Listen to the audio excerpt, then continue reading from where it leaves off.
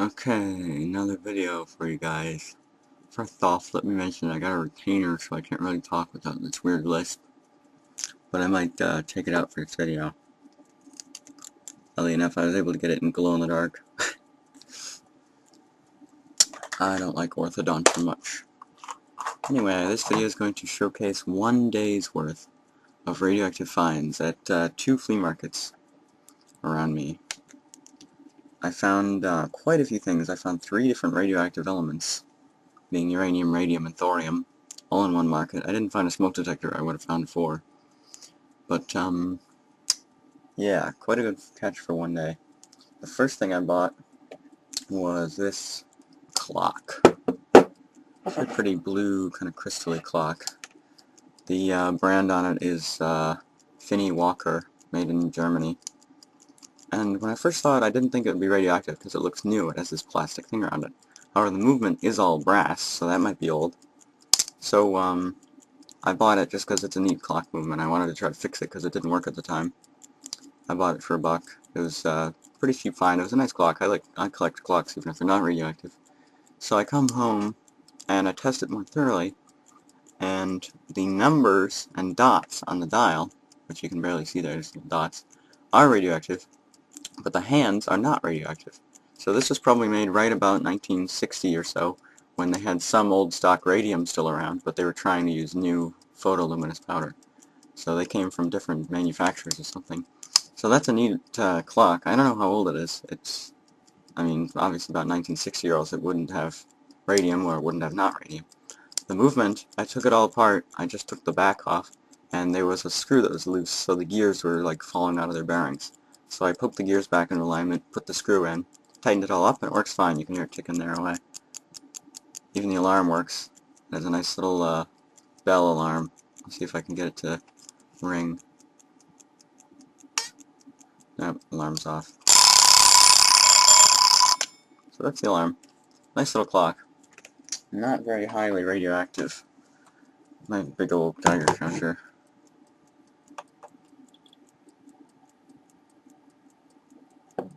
Takes a while to warm up, but yeah, it doesn't even reach like 0.1 millirem. It might reach 0.2 if I took the face off, but I'm not about to do that just for one video. That would take forever. So I found this clock. Later in the same flea market, I found this clock, which is a very typical fold-open alarm clock from the 1960s. You see these all over the place. They're very commonly radioactive. It's a nice folding one. It was missing the winding keys, so I can't wind it. I don't know if it works. I might be able to find a winding key from some other clock.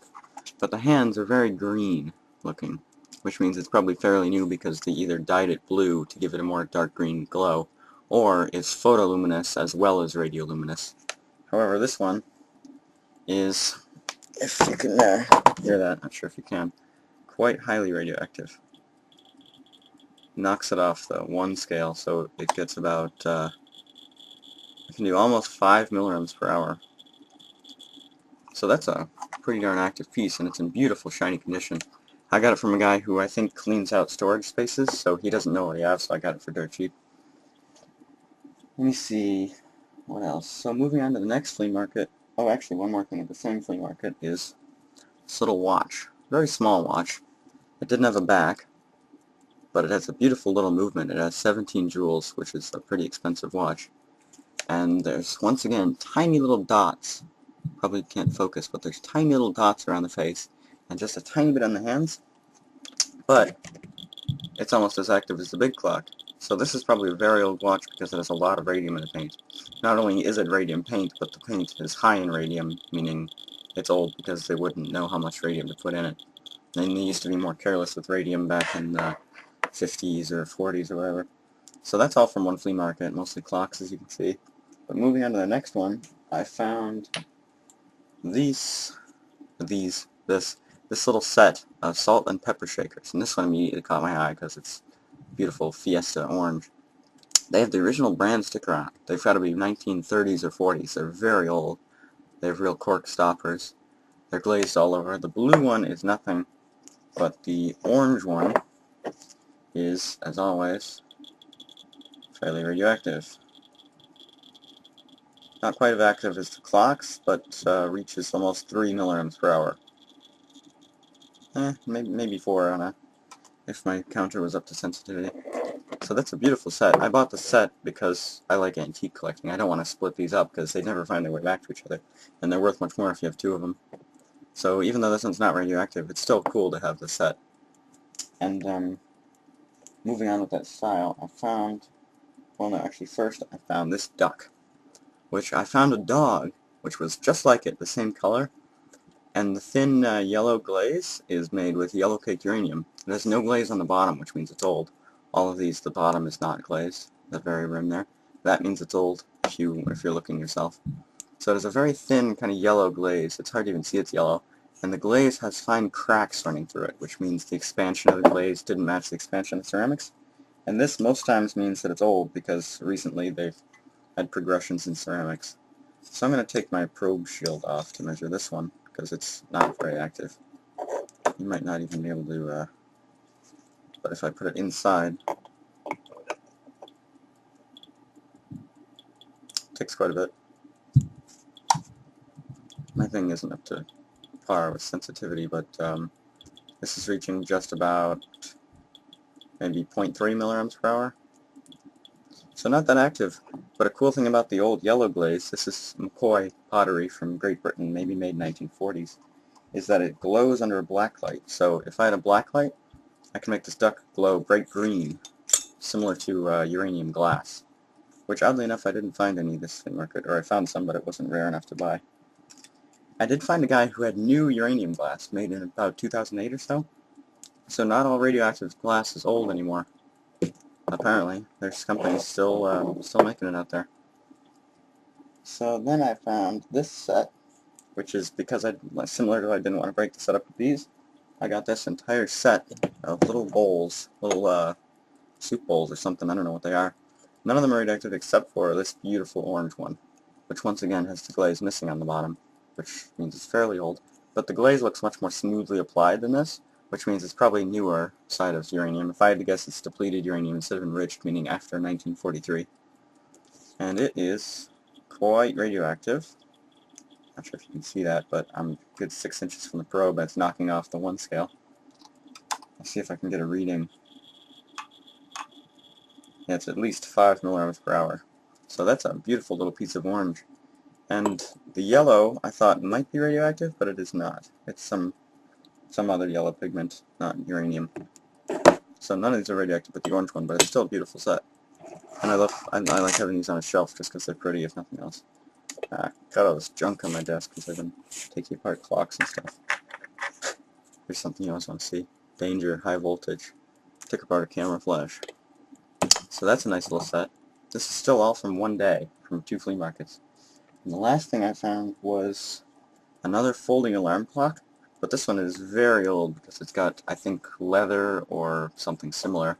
It's all brass, and when you pop it open, it has a very old looking, once again, Finney Walker, same brand as this one, but much older, fold-out clock that doesn't seem to want to fold out now.